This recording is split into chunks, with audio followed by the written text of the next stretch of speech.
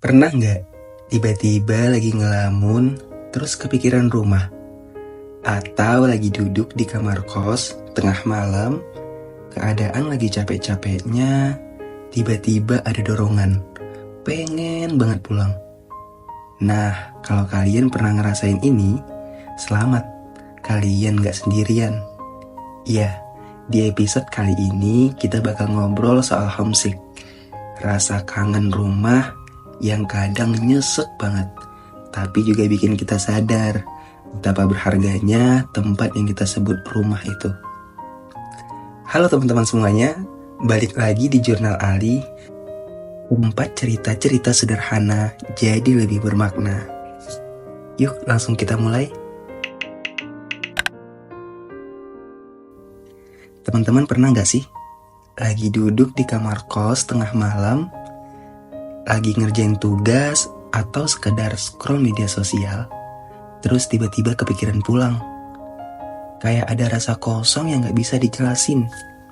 Dada sedikit sesak, mata mulai panas, dan kepala kebanjiran kenangan tentang rumah.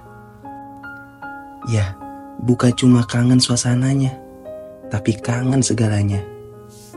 Kangen bau masakan ibu dari dapur, suara bapak yang nanya hal-hal random, tawa adik yang kadang suka nyebelin, tapi juga yang bikin rumah terasa lebih hidup.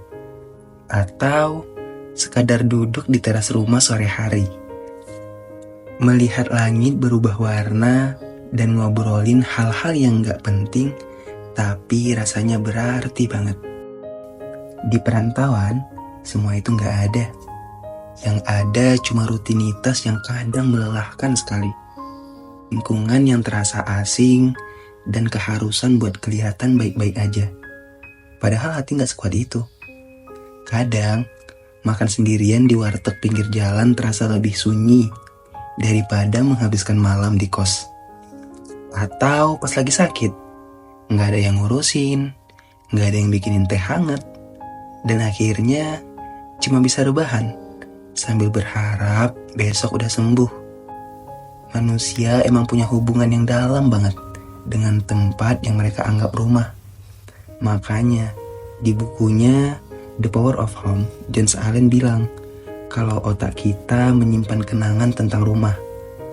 Ya, bukan cuman sebagai lokasi fisik, tapi juga tempat penuh makna emosional.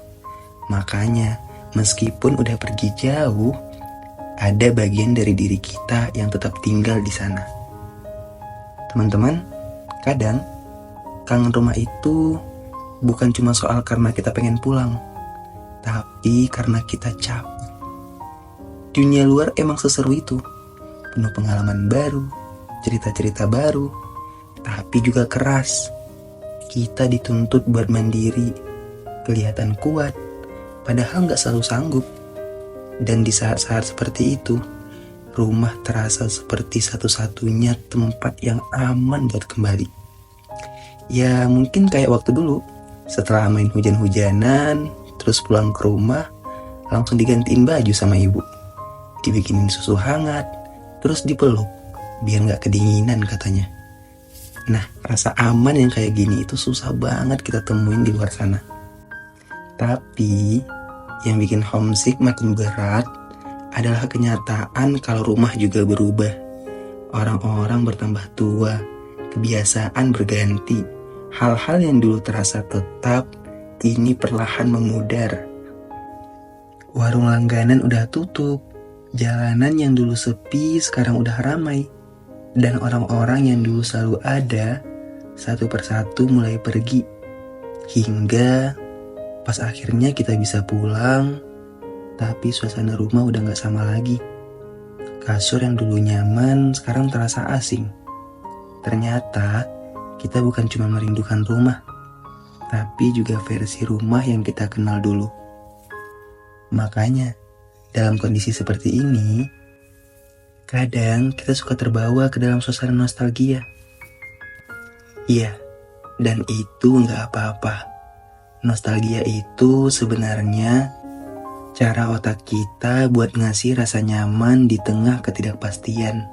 Makanya, di saat-saat sulit, kita sering teringat hal-hal kecil yang dulu bikin kita bahagia.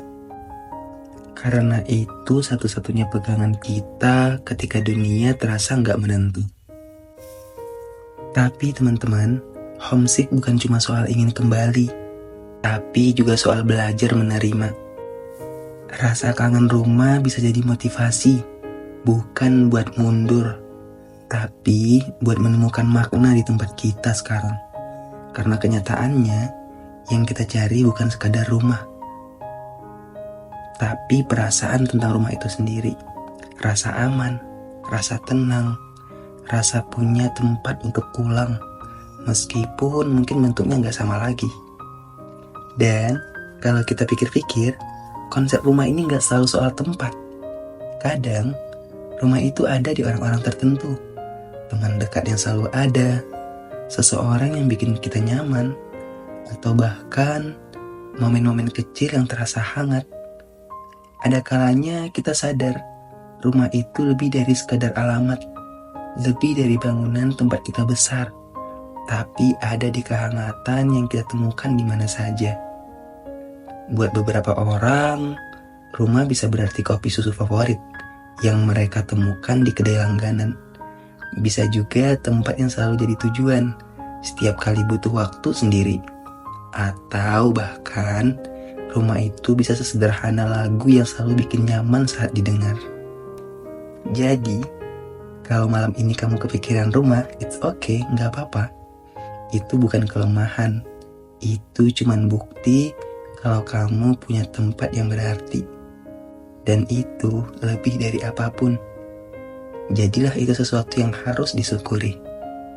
Rumah ini bukan cuma dinding atau atap, tapi hati-hati yang memelukmu dengan tulus, tempat di mana setiap luka menemukan obat, setiap keraguan mendapat jawaban, dan setiap langkahmu dianggap berarti. Jadi buat kalian yang sekarang lagi merantau, lagi kangen rumah, atau lagi merasa sendirian, rasa itu wajar, normal.